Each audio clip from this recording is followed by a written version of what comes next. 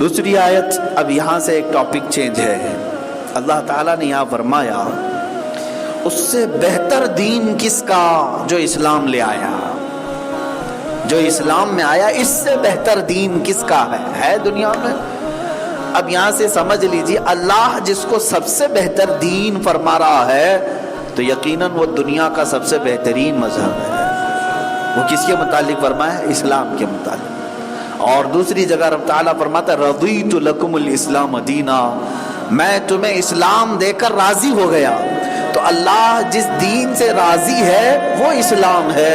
فخر کرو اے سنی مسلمانوں، اس پر اللہ نے تمہیں چلایا ہے جو اللہ کا سب سے پسندیدہ دین، اور اللہ نے جس کو سب سے بہترین دین کہا. میرے عزیزو یہ صرف ہمارے آپس کی بات نہیں، میں چیلنج کرتا ہوں آج آئے کوئی ڈیبیٹ کرنے کے لیے کسی بھی دنیا کے کسی بھی ریلیجن یا مذہب کو کمپیئر کرنا چاہتا ہے. الحمدللہ میں نے کمپیریٹیو اسٹڈی کیا ہے تقریباً 14 مذاہب پر دنیا کے، اس میں بہت سارے آئے وہ بتائے مجھے اس سے بہتر انسانوں کے لیے وکلپ سولوشن میرے سامنے لا کر کے دکھا ہے. انشاءاللہ العزیز بچے کے پیدا ہونے سے اس کے قبر میں جانے تک ہر شوشے کے متعلق میں ایک ادنا طالب علم ہونے کی حیثیت سے اسلام کی ہر بات میں رکھنے کی کوشش کروں گا. اسلام نے کسی بھی گوشے کو تشنا نہیں چھوڑا، کسی بھی گوشے کو خالی نہیں چھوڑا. تم لاؤ کوئی بھی مسئلہ، زندگی میں نئے مسائل بھی پیدا ہوتے ہیں، اسلام فلیکسیبل ہے، اس کے پاس ہر چیز کا حل ہے.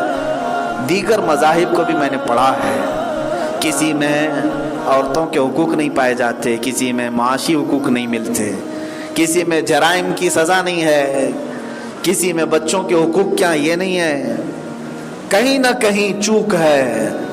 وہ اس لیے کہ انسانوں کے بنائے ہوئے قوانین یہ روز اس کو نئے اپڈیٹ ہونے کی ضرورت ہے، اور اللہ کا بنایا ہوا قانون ایسا ہے جو قیامت تک کے لیے اپ ٹو ڈیٹ ہے. اس میں اپڈیٹ نہیں ہونا ہے، یہ قیامت تک آنے والے ہر انسان کے لیے سفیشینٹ ہے. اب یہاں سے جو میں بات عرض کرنے جا رہا ہوں وہ یہ ہے کہ اس دور میں ابھی فی الحال ایک نیا فتنہ جنم لیا ہے الحاد کا.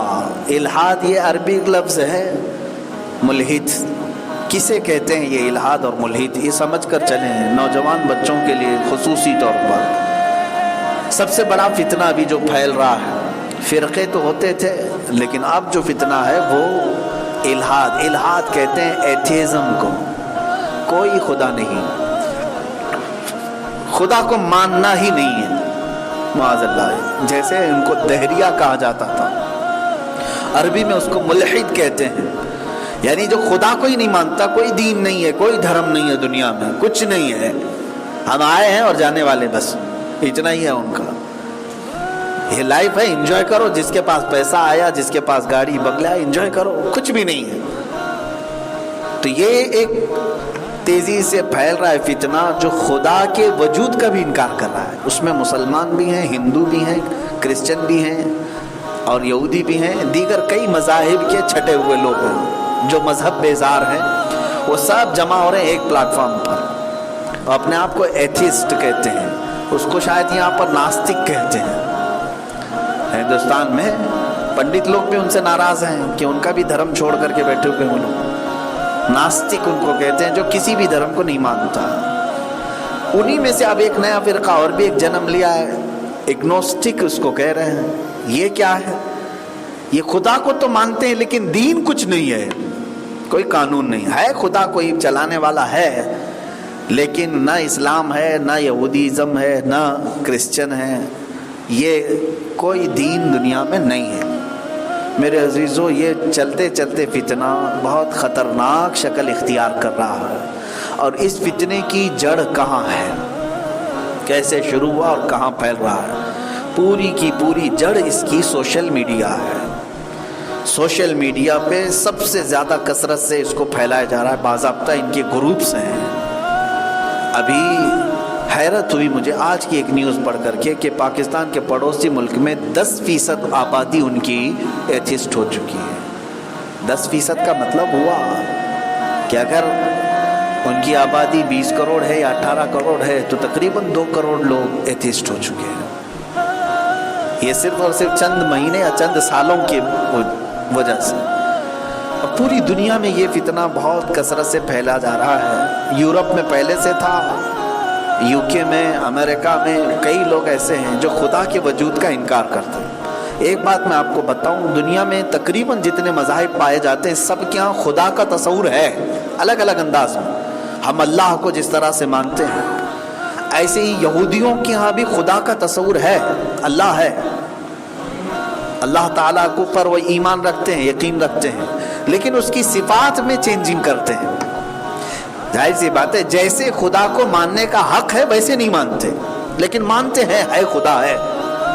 عیسائی بھی خدا کو مانتے ہیں، خدا ہے، پاورفل ہے، طاقتور ہے، اس نے نبی بھی بھیجے، کتاب بھی بھیجے. عیسائیوں کے مذہب میں بھی خدا کا تصور ہے، لیکن اس خدا کے ساتھ وہ شریک ٹھہرا لیتے ہیں کہ خدا کا ایک بیٹا بھی ہے، بیوی بھی ہے. تو یہ کانسیپٹ اسلام کا نہیں ہے، لیکن خدا کا تصور ان کے ہاں بھی ہے. ہندوؤں کے ہاں بھی ہے خدا کا تصور. ہندو دین میں، یا ہندو کوئی مذہب نہیں مانتے، اس کو سناتن کہتے ہیں، سناتن دھرم جو پہلے سے ان کا موجود رہا ہے. تو سناتن دھرم میں بھی خدا کا تصور موجود ہے، الگ انداز میں، نام الگ ہے اور الگ کیفیت میں مانتے ہیں. جو اللہ رب العزت جس طرح سے ہم مانتے ہیں اللہ کو، ہر عیب سے پاک، جسم و جسمانیت سے پاک، مکان و مکانیت سے پاک، اس طرح سے نہیں مانتے، لیکن خدا کا تصور رکھتے ہیں. دنیا کے سب مذاہب میں کوئی نہ کوئی خدا کا تصور رکھتے ہیں، اپنا اپنا خدا. ایک خدا ان کے یہاں ہے، ان کے یہاں ہے، فلاں کیا ہے. لیکن یہ ڈینجر فرقہ جو ناستک ہے، ملحد ہے یا ایتھسٹ ہے، یہ کسی بھی خدا کو نہیں مانتے، خدا ہے ہی نہیں ان کے ہاں. اور اس کو وہ دلائل سے بھی ثابت کر رہے ہیں اور سائنس کے اعتبار سے چل رہے ہیں. سائنٹیفک طریقے سے وہ مانتے جا رہے ہیں کہ دیکھو سائنس اتنی ترقی کر چکا، اب یہ سب ادیان، یہ سارے مذاہب پرانے ہیں، اور دین جتنا لوگ فالو کر رہے ہیں یہ جھوٹی باتوں پر پھیلا ہوا دین ہے. معاذ اللہ، یہ باتیں آئی، جھوٹی باتوں پر پھیلا ہوا، اس کو کہہ رہے ہیں یہ دین ہے، اور لوگ اس کو نقل کرتے کرتے چلے آ گئے اور اب تک چل رہا ہے. تو اب یہ عقل والے آ گئے جن کو یہ اپنے آپ کو سمجھتے ہیں بڑے 30 مارکہ ہیں، اب ان سے زیادہ عقل کسی کو نہیں ہے، اور یہ سمجھتے ہیں کوئی دین نہیں، کوئی خدا نہیں. اب سنیے میرے عزیزوں، اس کے متعلق میں انشاءاللہ العزیز پھر تفصیلی گفتگو کروں گا، لیکن آج میں نے چھیڑ دیا اس بات کو. تفسیر میں رب تعالیٰ نے قرآن میں جب یہ اللہ نے فرمایا اس سے بہتر دین کون سا جو اسلام ہے، دین ہے. چلو اب تم قرآن کو بھی نہیں مانتے، اب ثابت کرنا ہے تو قرآن کو بھی نہیں مانیں گے نا، حدیث بھی نہیں مانتے ہم، کوئی کتاب نہیں، نہ بائبل کو ماننا ہے، نہ تلمود کو ماننا ہے، نہ اولڈ ٹیسٹمنٹ، نیو ٹیسٹمنٹ، نہ گیتا، نہ یہ رامائن، کچھ نہیں ماننا ہے ان کو. یہ سب دھارمک چیزیں ہٹاؤ، ان کا کہنا ہے فری طور پر رہو. تو نئے نوجوانوں کو یہ اچھا لگ رہا ہے، کچھ نئے نوجوانوں کو یہ بات اچھی لگ رہی ہے. کیوں اچھی لگ رہی ہے؟ کہ آزادی ہے اس کے اندر، فریڈم، بالکل آزاد ہے نوجوان، جو کرنا ہے کر لے. ظاہر سی بات ہے اب جیسے کوئی آپ کے درمیان نوجوان غلط کام کر رہا ہے، مثال کے طور پر کسی لڑکی کو اٹھا لے گیا، تو آپ سب بڑے لوگ مل کر کے اس کو روکتے ہیں اور اس کو ڈراتے ہیں. کس بات سے ڈراتے ہیں؟ یہ گناہ ہے، اور گناہ کا تعلق مذہب سے ہے. گناہ کہاں سے سیکھا آپ نے؟ نیکی اور گناہ یہ دونوں کانسیپٹ کہاں سے ملے؟ اسلام سے ملے. دھارمک باتیں ہیں، اسی سے ڈراتے ہیں. اللہ سے ڈرو، قیامت سے ڈرو، قیامت کا تصور دین میں ہے. اب کچھ نوجوانوں کو یہ چاہیے کہ ان کو کھلی چھوٹ ملے، کوئی مذہب کی پابندی نہ آئے، کوئی ہمارے اوپر لیبل نہ آئے کہ ہم یہ ہیں تو ہمارا اتنا ہی میدان ہے، ہم اسی میں رہ سکتے ہیں. ان کو آزادی چاہیے. عام طور پر یہ ایتھسٹ وہ لوگ ہوتے ہیں جو اپنی طبیعتوں کے عیاش ہوتے ہیں، ان کو فریڈم چاہیے. کس میں؟ اگر طبیعت چاہے، من چاہے تو شراب بھی پینا چاہے. تم کہاں سے لے کے آ گئے یہ حرام ہے، حلال ہے، یہ سب تمہارا ہے. دنیا میں جو چیز اچھی لگے اس کو لے لو، ان کی دلیل ہے، جو چیز اچھی لگے اس کو لینے دو۔ ایتھسٹ یہ کہتے ہیں شراب ان کے لیے کوئی پابندی کی بات نہیں ہے، انسان کی آزادی ہے، وہ چاہے تو پیے چاہے تو نہیں۔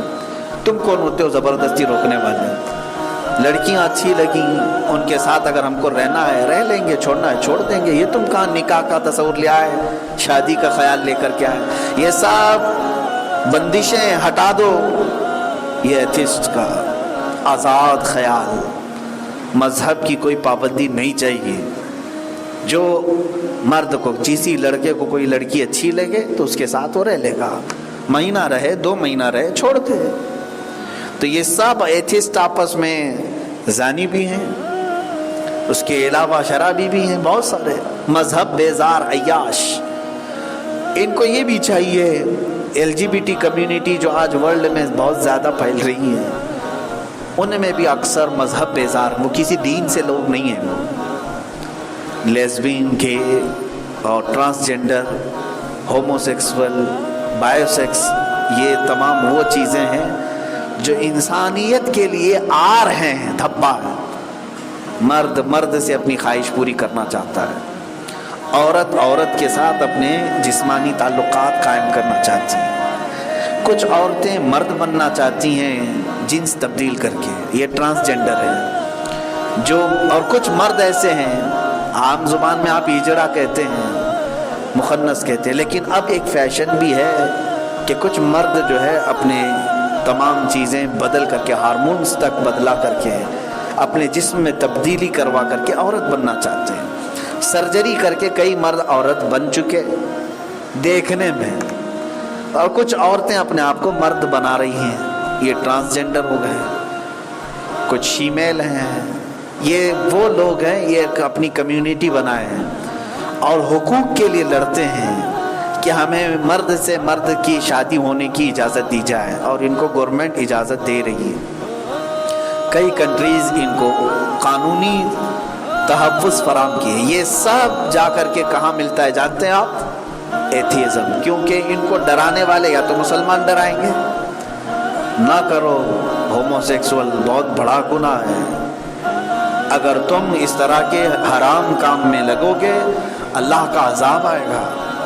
ظاہر سی بات ہے، بہت بھیانک سزائیں ہیں ان گناہوں پر، زنا پر، لواطت پر، ہومو سیکسول پر، یہ تمام چیزیں بہت بھیانک عذابات ہیں، سزائیں۔ یا تو مسلمان ڈرائے گا یا پھر کرسچن بھی ڈرائے گا، کیونکہ اس کے دین میں بھی الاؤڈ نہیں ہے، کرسچنوں میں بھی الاؤڈ نہیں ہے۔ یا تو پھر یہودی ڈرائے گا، یہودی مذہب میں بھی نہیں ہے، جو ان کا قانون ہے، جو ان کے لا ہیں وہ بھی ڈرائے گا۔ ہندو ڈرائے گا کیونکہ ان کے اب یہ ناپاک چیزیں ہیں۔ تو جو بھی دھارمک لوگ ہیں وہ یہ کاموں سے ڈرائیں گے۔ تو ایتھسٹ وہ ہیں جو یہ سب مذہبوں کی دیواریں پھلانگ کر کھلے میدان میں آنا چاہتے ہیں۔ یہ نوجوان طبقات کثرت سے اس طرف جا رہا ہے، ایتھیزم۔ بچو اے غیور بندو، اے نوجوانوں، اللہ تعالیٰ نے تمہیں بہت بڑا احسان کیا جو اسلام دیا ہے، بہت بڑا احسان ہے۔ اس امت میں پیدا ہونے کے لیے پچھلے نبی دعا کیا کرتے تھے، اللہ نے تمہیں بن مانگے اس امت میں پیدا کیا۔ تو اس کو ٹھکرا کر کے اگر تم آزاد ہونا چاہتے ہو، کتنے دن جی لو گے؟ چلو عیاشی کرنا ہے، زنا کرنا ہے، شراب پینا ہے، تمہیں اپنے جسمانی سکون حاصل کرنا ہے، بتاؤ کتنے سال کرو گے؟ کتنے سال کرو گے؟ 20 سال، 25 سال، 30 سال، 40 سال، کتنے سال کرو گے؟ ایک دن تمہاری جوانی ختم ہونی ہے، ایک دن تمہارے اندر کا جنس ختم ہونا ہے، تمہارا بڑھاپا آئے گا، اور پھر ایک دن وہ بھی آئے گا جب تمہارا نرخرا بج رہا ہوگا، آخری سانسیں اٹک رہی ہوں گی۔ تم اپنے آخرت کے متعلق سوچو۔ ایتھیزم، جتنے بھی ایتھیزم کو اپنانا چاہتے ہیں، ملحدین، ایتھسٹ، میں انشاءاللہ دلائل سے بھی بات کروں گا، لیکن آج میں ان سے یہ کہتا ہوں، تم آزادی چاہتے ہو، کوئی مذہب کی پابندی نہیں چاہیے تمہیں، آزاد رہو، لیکن مجھے بتاؤ تمہارے مرنے کے بعد تم جاؤ گے کہاں؟ اس کے بارے میں تمہارا کیا خیال ہے؟ کہاں جاؤ؟ کہاں جاؤ گے؟ یہ تو چلو تم آزادی کے لیے سارے دین کی حدیں پھلانگ کر کے آگے آ گئے، تم کو خدا نہیں چاہیے، رسول نہیں چاہیے، قرآن نہیں چاہیے، کوئی کتاب نہیں چاہیے، تم آ گئے۔ مجھے یہ بتاؤ تمہاری موت کے بعد تم کہاں جاؤ گے؟ اگر یہ تمہاری ہمیشہ کی جنت ہوتی تو سوچتے، لیکن یہ بھی 20-25 سال کی ہے تمہاری عیاشی، اس کے بعد تو تمہیں زمین کے نیچے آنا ہے، زمین کے نیچے آنا ہی ہے۔ اب آیتیں پڑھو، اسی پر میں لا کر کے اپنی گفتگو ختم کرتا ہوں۔ اللہ فرماتا ہے وَلِلَّهِ مَا فِي السَّمَاوَاتِ وَمَا فِي الْأَرْضِ وَكَانَ اللَّهُ بِكُلِّ شَيْءٍ مُحِيطًا، اللہ ہی کا ہے جو کچھ آسمانوں میں ہے، جو کچھ زمین میں ہے، اور ہر چیز پر اللہ ہی کا قابو ہے۔ تم زمین میں آؤ گے یا پھر اڑ کر کے آسمانوں میں جاؤ؟ چلو ان دونوں میں سے بچنے کے لیے اگر جسم کو مرنے کے بعد کاٹ کے چیل کووں کو کھلاؤ گے تب بھی مولا فرماتا ہے یہ سب پر اللہ ہی کا قابو ہے۔ تمہاری ایک روح ہے، تمہاری ایک روح ہے، اس کو درد ہوگا اور وہ عذاب کا شکار بنے گی۔ اس لیے اے نوجوانوں، بھولے بھٹکے اس طرح سوشل میڈیا پر ایمان نہ لاؤ۔ بہت کثرت سے آج سوشل میڈیا پر رہنے والوں پر یہ خطرہ منڈلا رہا ہے، یہ خطرہ منڈلا رہا ہے۔ 10% آبادی معمولی بات نہیں ہے، وہ پاکستان میں ہوگی، اس کی وجہ بھی میں جانتا ہوں، اس لیے کہ وہاں کے مسلمان آج اتنے عیاش ہو گئے کہ وہ ہر چیز میں مغرب زدہ ہیں، ماڈرنزم۔ بہت تو ایسے ہیں ان کو اردو بولنے نہیں آتی، انگلش میں جھاڑتے رہتے ہیں۔ اپنے بچوں کو بھی انہوں نے قرآن سے قریب نہیں رکھا، دین سے قریب نہیں رکھا، وہ یہ سوچتے نہیں تھوڑا سا اچھے پوش ماحول میں رکھیں، یہی پوش ماحول انہیں ملحد بناتا ہے، ایتھیزم کی طرف لے جاتا ہے۔ اس لیے اے مسلمانوں، میں کبھی کبھار وہ اقبال کا شعر یاد کرتا ہوں تو اچھا لگتا ہے، وہ اندھیرا ہی بھلا تھا کہ قدم راہ پہ تھے، وہ اندھیرا ہی بھلا تھا کہ قدم راہ پہ تھے، روشنی لائی ہے منزل سے بہت دور ہمیں۔ کیا ہی بہتر کہا تھا، اندھیرا تھا پہلے لیکن راستے پر قدم تھے، ڈرتا تھا بندہ، یہ روشنی کے نام پر اس قدر پھیل گئے کہ راستے سے ہی ہٹ گئے۔ Social media, print media, electronic media, science کی ترقی، یہ سب روشنیاں بندوں کو ہٹا رہی ہیں ان کے اپنے راستوں سے۔ اسی لیے تمہاری کامیابی کس میں ہے؟ تمہاری کامیابی 1400 سال پیچھے جانے میں ہی ہے، جہاں سے تمہیں رسول اللہ کے قدم نظر آئے، ان قدموں کے علاوہ ہماری کوئی زندگی نہیں۔ اسی لیے میں مسلمانوں سے اب گزارش کروں گا، جو بگڑ چکے اللہ انہیں ہدایت دے، لیکن جو تمہاری گود میں ہیں آج بچے ہیں اور جو تمہاری پرورش میں ہیں آج نوجوان، اے مسلمانوں تربیت ان کی آج سے شروع کرو، ان کو محبت مصطفیٰ، محبت قرآن، محبت خدا پڑھانا نہیں بلکہ پلانا شروع کر دو، بچوں کو پلانا شروع کر دو، اور ان سے زیادہ ان کے ذہن و دماغ میں قرآن کی عظمت بٹھاؤ، قرآن کی عظمت بٹھاؤ، حضور کا نام لیتے ہی ادب سکھاؤ، اتنا ادب سکھاؤ کہ بچہ موت تک جنگل میں بھی رہے اپنے نبی کو چھوڑ کر نہ رہے، اللہ اور قرآن کو چھوڑ کر کے نہ رہے۔ ایک مرتبہ اب یہاں تمہاری ضرورت آ گئی تربیت کی، اپنے بچوں کا خیال رکھو کہ اگر یہ ملحدین کے ہتھے چڑھ گئے تو ہر نوجوان بچے کی کچھ نہ کچھ خواہشات ہوتی، جیسے بالغ ہوتا ہے بچہ اسے نئی خواہشات ہوتی، تو ہر نوجوان آزادی چاہتا ہے، اپنے ماں باپ سے بھی نکلنا چاہتا ہے، وہ مذہب سے بھی نکلنا چاہتا ہے، کیونکہ اس کو پابندیاں اچھی نہیں لگتی۔ دیکھنا 10ویں ہونے کے بعد کالج کی زندگی اور 10ویں کی بہت فرق ہوتا ہے نا، بہت فرق ہو جاتا ہے، اور اس کی وجہ یہی ہے کہ یہاں سن بلوغ کو پہنچا ہے، 16 سال کا ہو گیا، جوانی ابھر رہی ہے، اب اسے نئی چیزیں کوئی بنا روک ٹوک کے چاہیے، ماں باپ نہ روکیں، بڑا بھائی نہ روکے، بہن نہ کوسے، دادی کچھ نہ بولے، دادا کچھ نہ بولے، یہ نوجوان کی خواہش ہوتی ہے، وہ ان سے چڑنے لگتا ہے، کیوں؟ یہ میری خوشیوں کے لیے رکاوٹ بنتے ہیں، میں کچھ بھی کرنے جاتا ہوں یہ روک دیتے ہیں۔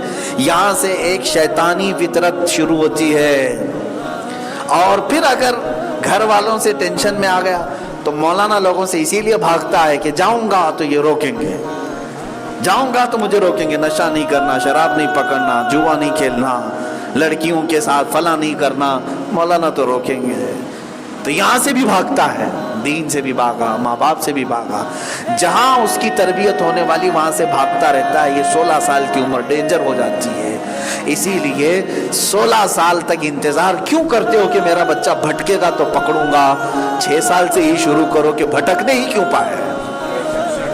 6 سال سے ہی اس پودے پر اتنا پانی ڈالو حضور پاک کی محبت کا کہ 16 سال کے بعد پھر تم اللہ کے حوالے کرو، اللہ اس کی حفاظت فرمائے گا. اللہ کے حوالے کر دو. یوں عرض کرو کہ مولا میں نے 10 سال اس کی نگرانی کی، اب یہ جوان ہو چکا، اب تو اس کی نگرانی فرما. یہی کام بابا فرید الدین گنج شکر کی ماں نے کیا تھا. جب حضرت بابا فرید 4 سال کے تھے تو ماں نماز اپنے ساتھ پڑھاتی تھی، مصلی بچھا کر کہتی تھی بیٹا نماز میرے ساتھ پڑھ. چھوٹا سا بچہ بار بار پوچھتا اماں نماز پڑھوں کیا ملے گا؟ کہتی تھی شکر ملے گی، شکر ملے گی. اور ایک شکر کی چھوٹی سی پڑیا مصلی کے نیچے دبا دیتی تھی. بچہ نماز پڑھ کر کے مصلی اٹھائے شکر کی پڑیا مل جائے. بچہ خوش ہوتا تھا. ماں کی تربیت کا ایک انداز دیکھیں رب سے قریب کرنے کے لیے. 8 سال یا 9 سال کی عمر ہو گئی، شکر تو روز ملتی تھی. ایک دن اپنے دوستوں کے ساتھ جنگل میں تھے، ظہر کا وقت ہوا، دوستوں کو بلایا آؤ چلو نماز پڑھتے ہیں، نماز پڑھنے پہ شکر ملتی ہے، نماز پڑھو شکر ملتی ہے. ظہر کا وقت ہوا، ادھر ماں گھبرا گئی اور اللہ کی بارگاہ میں یہی دعا کی جو میں نے ابھی کہا، اے اللہ اتنے سال تک تو میں نے نگرانی کی، آج میرا بچہ دور ہے، اگر ابھی وہ ظہر کے وقت میں پڑھ لیا نماز اور اگر اس کو شکر نہیں ملی تو مولا وہ بدزن ہو جائے گا، میں جھوٹی پڑ جاؤں اور تیری محبت میں نے جو اس کو پلائی ہے وہ کم نہ ہونے پائے. ماں مصلی بچھا کر دعا کرتی رہی. ادھر وہ اپنے دوستوں کے ساتھ ظہر کی نماز پڑھے. اس کے بعد فرماتے ہیں مصلی اٹھایا تو شکر کی پوری کان تھی وہاں پر، پورا ذخیرہ تھا، ذخیرہ تھا، ایک پڑیا نہیں پورا ذخیرہ شکر کا بھرا ہوا تھا. اور اسی لیے فارسی میں گنج کہتے ہیں خزانے کو، اور ان کا لقب ہو گیا گنجے شکر، شکر کا خزانہ ہے یہ.